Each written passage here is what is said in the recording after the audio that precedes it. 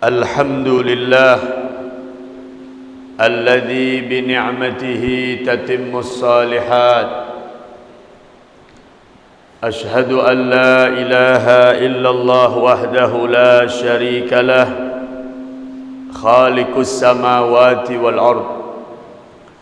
وأشهد أن سيدنا ونبينا محمدًا عبده ورسوله سيد السادات. اللهم فصل وسلم على سيدنا ومولانا محمد وعلى آله وصحبه إلى يوم المعاد. أما بعد. Hadratul asatidil kiram, para asatid, para muallimin, para sesepuh, para tokoh masyarakat, segenap pengurus Masjid Jami Al-Atiq, yang mudah-mudahan kesemuanya selalu diberikan panjang umur, sehat afiat, selalu diberikan kekuatan, taufik dan hidayah oleh Allah Subhanahu wa taala. Bapak-bapak, ibu-ibu, saudara-saudara sekalian, yang mohon maaf saya tidak bisa menyebut nama satu demi satu, namun insyaallah dalam kesempatan ini tidak mengurangi rasa ta'zim, hormat, cinta saya kepada antum sekalian. Alhamdulillah, kita bersyukur kepada Allah, kita berterima kasih kepada Allah atas nikmat kesempatan, kekuatan, kesehatan, panjang umur, sehingga pada pagi hari ini kita masih dalam keadaan berpuasa, dan kita baru saja menyelesaikan solat subuh berjamaah yang diawali dengan solat sunnah fajar, yang mudah-mudahan ini kesemuanya diterima oleh Allah Subhanahu wa taala. Amin ya rabbal alamin. Dan tak terasa bahwa hari ini sudah masuk hari ke-18 Ramadan. Artinya tinggal sisa kurang lebih 12 hari lagi kita masih bisa melaksanakan puasa di bulan Ramadan. Oleh karena itu, mari manfaatkan waktu dengan sebaik-baiknya. Kita gunakan waktu dengan semaksimal mungkin untuk kita meraih keridhaan daripada Allah di bulan Ramadan. Dan mudah-mudahan sekali lagi, semua apa yang kita lakukan Allah redha kepada kita, Allah menerima dari kita semua. Amin ya rabbal alamin. Karena ada 3 golongan manusia yang puasa mereka ini enggak diterima sama Allah. Jibril alaihi salam, Sayyidina Jibril alaihi salam, ketika menjelang ingin berakhirnya Ramadan dan akan masuknya malam hari raya Idul Fitr, beliau berjumpa dengan baginda Nabi besar Muhammad sallallahu alaihi wasallam dan menyatakan bahwa ada 3 golongan manusia, yang 3 golongan manusia ini puasa mereka enggak diterima sama Allah. Mudah-mudahan kita enggak termasuk insyaallah. Yang pertama, siapa? Orang yang puasanya tidak diterima oleh Allah Subhanahu wa taala. Man aqqa walidih, orang yang durhaka kepada kedua orang tuanya, orang yang menyakiti perasaan orang tuanya. Allah menyatakan dalam Al-Quran, wala takul lahuma uffin wala tanharhuma wa kullahuma qawlan karima. Wala takul lahuma uffin, jangan suka ngomong sama orang tua kata-kata uff. Kalimatut tadajjur, bahasa kitanya ah. Ngomong sama orang tua ah aja nggak boleh. Itu salah satu bukti bahwa termasuk anak durhaka kepada orang tua. Di saat orang tua merlukan dia, orang tua manggil dia, orang tua nyuruh dia, dia bilang ah. Allah bilang wala taqul lahumma uffin wala tanharhuma, jangan menghardik orang tua. Jangan suka kita marah sama orang tua, apalagi sampai berani mengangkat suara lebih tinggi dari orang tua, apalagi sampai mata kita melotot kepada orang tua. Ini bisa menyebabkan kita termasuk orang-orang yang jauh daripada rahmat Allah, karena Allah tidak akan redha kepada seorang anak manakala orang tuanya pun tidak redha kepada dia. Karena hadis Nabi SAW menyatakan, ridallah fi ridal walidain wa sukhtullah fi sukhtil walidain. Barometer ukuran Allah redha sama kita, lihat bagaimana hubungan kita dengan orang tua. Allah redha sama kita kalau orang tua redha kepada kita. Allah juga murka kepada kita manakala orang tua juga murka kepada kita. Wa kullahuma qaulan karima, ucapkan kata-kata yang mulia, yang baik, yang sopan, yang rendah kepada orang tuamu untuk mendapatkan rahmat daripada Allah Subhanahu wa taala. Allah tidak akan menerima kita punya salat, kita punya puasa dari sejak subuh kita nahan lapar, nahan haus, tapi di tengah puasa, mungkin di siang hari, mungkin di sore hari, kita gentak orang tua kita. Naudzubillah, ini semua menyebabkan sirna kita punya pahala di sisi Allah Subhanahu wa taala. Hormati orang tua kita, sayangi orang tua kalian. Manakala ketika orang tua kalian masih ada, sumber segala macam keberkahan di situ ada. Tapi kalau orang tua sudah berpulang ke rahmatullah, maka itu pun akan diangkat oleh Allah Subhanahu wa taala. Jangankan kita membahagiakan hatinya, jangankan kita menyenangkan hati orang tua, jangankan kita menghormati, memuliakan orang tua, mencium tangannya, baru memandang saja Allah berikan kemuliaan bagi seorang anak yang memandang wajah orang tuanya.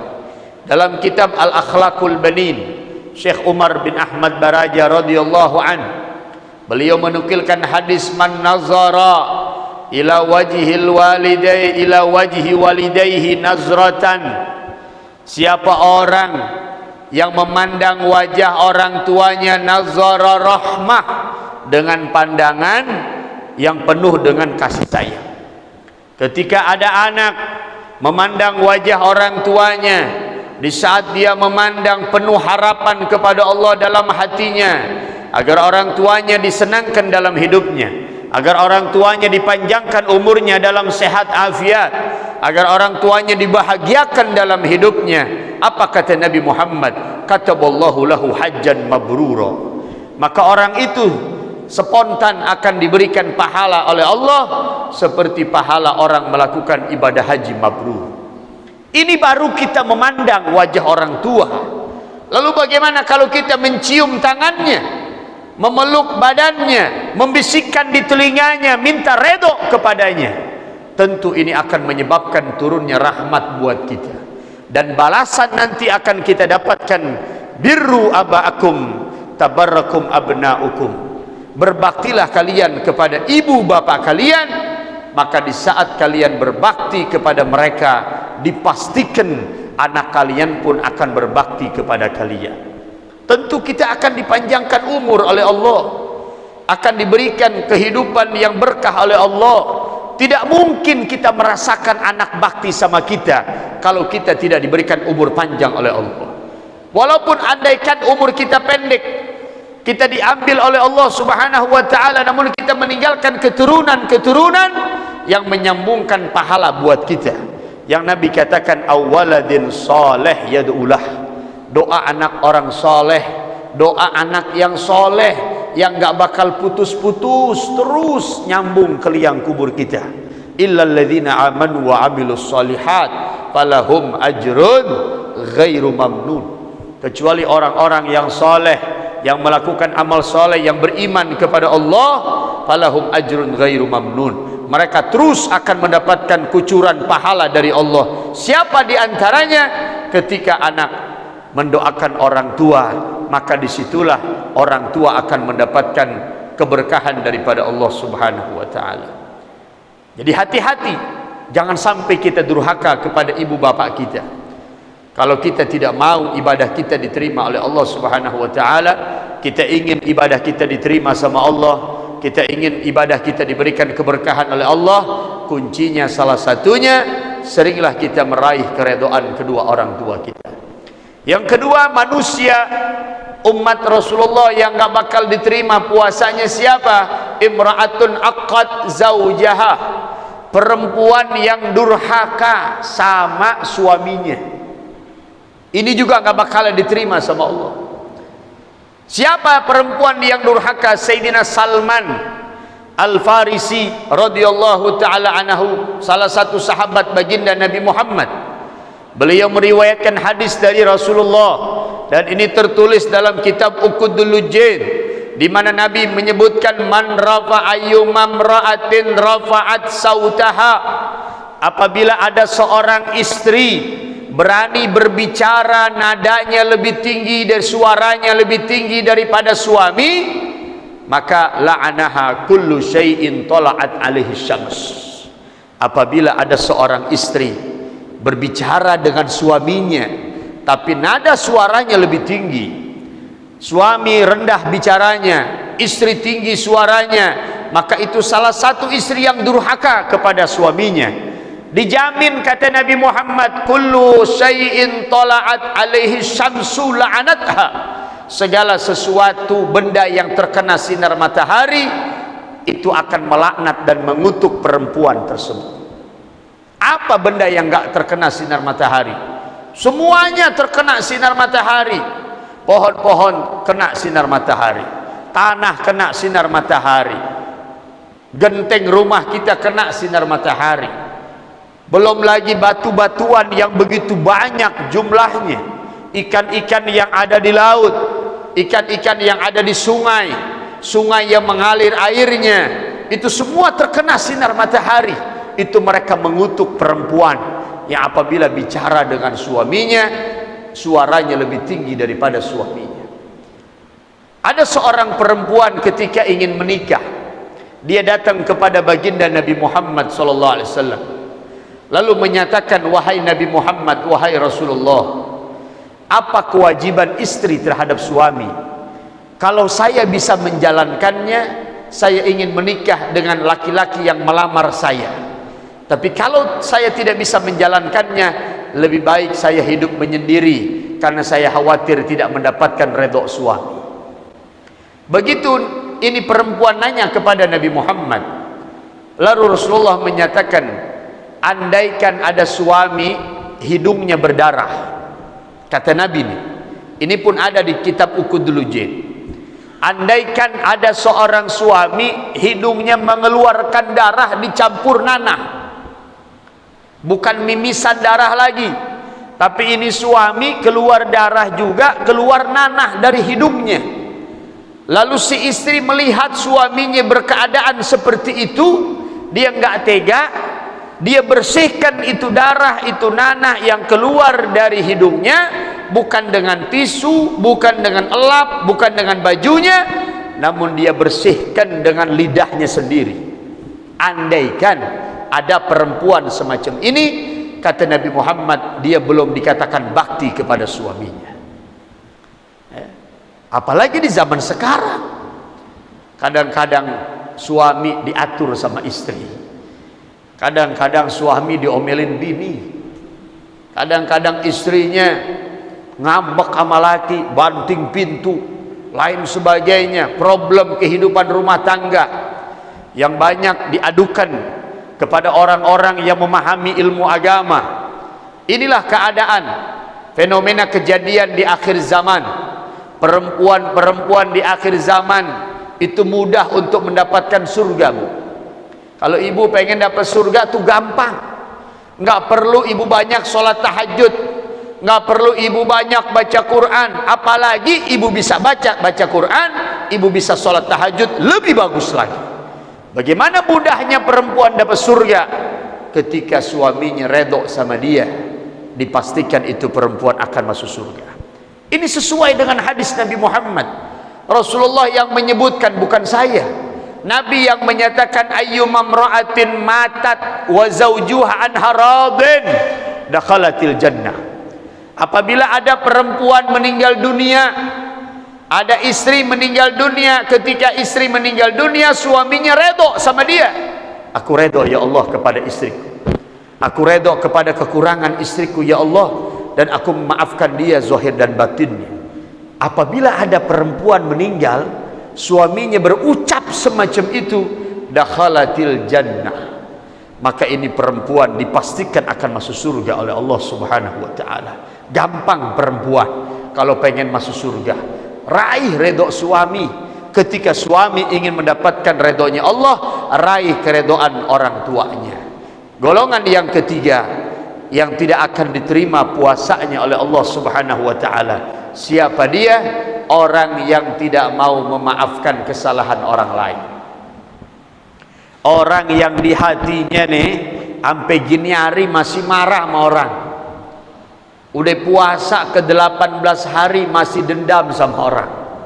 Udah puasa ke 18 hari masih aja ngedumo aja hatinya sama orang. Maafkan. Apalagi udah dia minta maaf.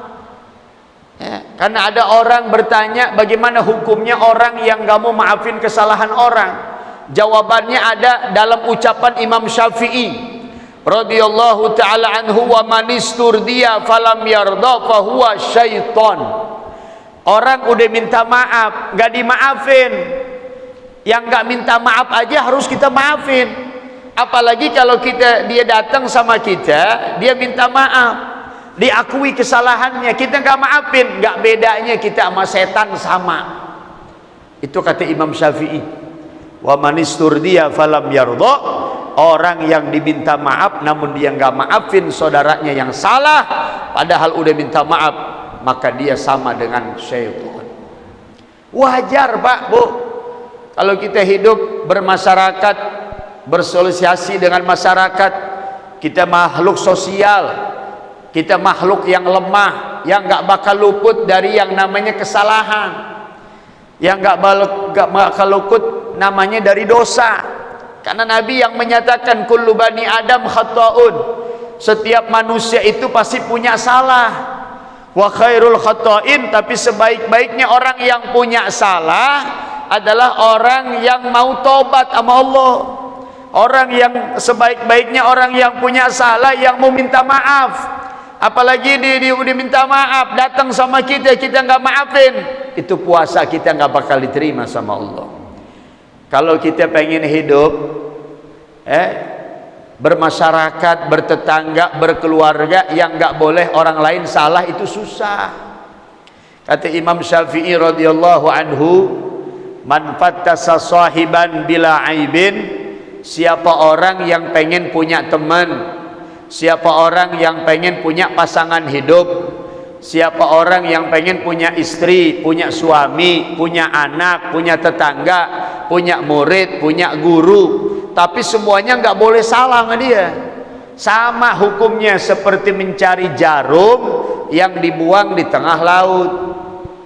Kita punya jarum tuh, jarum jahit, kita buang di tengah laut, tenggelam tuh jarum. Cari dah, susah apa gampang nyarinya? Susah. Kalau kita hidup, nggak boleh teman salah, nggak boleh tetangga salah, nggak boleh istri salah, nggak boleh suami salah, nggak boleh anak salah, nggak boleh juga guru salah, nggak boleh murid salah. Semuanya harus benar aja. Itu sulit kita hidup seperti itu. Kita ini manusia yang lemah. Mari sama-sama kita saling memaafkan.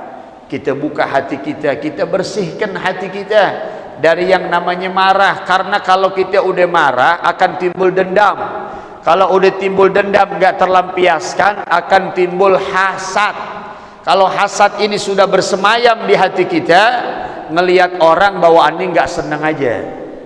Nah, mudah-mudahan deh sisa-sisa Ramadan nih yang belum kita bakti sama ibu kita, apalagi orang tua masih ada, ayo buru-buru minta maaf. Bila ada seorang istri yang masih durhaka kepada suaminya, buru-buru minta maaf, minta redhonya. Apabila ada orang yang punya salah sama kita, kita buka lebar-lebar pintu maaf ini untuk saudara-saudara kita, dan akhirnya insya Allah kita punya puasa nggak sia-sia, kita punya ibadah nggak sia-sia, diterima sama Allah Subhanahu wa taala. Mudah-mudahan Allah berikan kita taufik, Allah berikan kita kemampuan, Allah berikan kita kekuatan, Allah buka mata hati kita, dan Allah selalu tuntun kita, Allah selalu bantu kita, Allah selalu tolong kita untuk menjadi hamba-hambanya yang terbaik di sisi Allah Subhanahu wa taala. Al-Fatihah ala hadhihi niyat, ala kulli niyatin salihah, wa ila hadratin nabi sayyidina wa maulana Muhammad sallallahu alaihi wa alihi wasallam. Al-Fatihah. A'udzu billahi minasyaitonir rajim. Bismillahirrahmanirrahim. Alhamdulillahirabbil alamin. Ar-Rahmanir Rahim. Maliki yaumiddin. Iyyaka na'budu wa iyyaka nasta'in. Ihdinas siratal mustaqim. Siratal ladzina an'amta 'alaihim ghairil maghdubi 'alaihim waladdallin. Rabbighfirli wa liwalidayya amin. Bismillahirrahmanirrahim. Alhamdulillahirabbil alamin. Allahumma shalli wa sallim ala sayyidina Muhammad wa ala ali sayyidina Muhammad. Allahumma rabbana taqabbal minna wudu'ana wa salatana wa siyamana wa qiyamana wa ruku'ana wa sujudana wa tahlilana wa tadarru'ana wa ta'abbudana wa tammim taqsirana ya Allah ya Allah ya Allah ya arhamar rahimin ya arhamar rahimin ya arhamar rahimin. Wa sallallahu ala sayyidina Muhammadin wa ala alihi wa sahbihi wa sallam. Alhamdulillahi rabbil alamin. Kurang lebihnya saya mohon maaf apa yang saya sampaikan. Akhirul kalam wa la minkum. Assalamualaikum warahmatullahi wabarakatuh.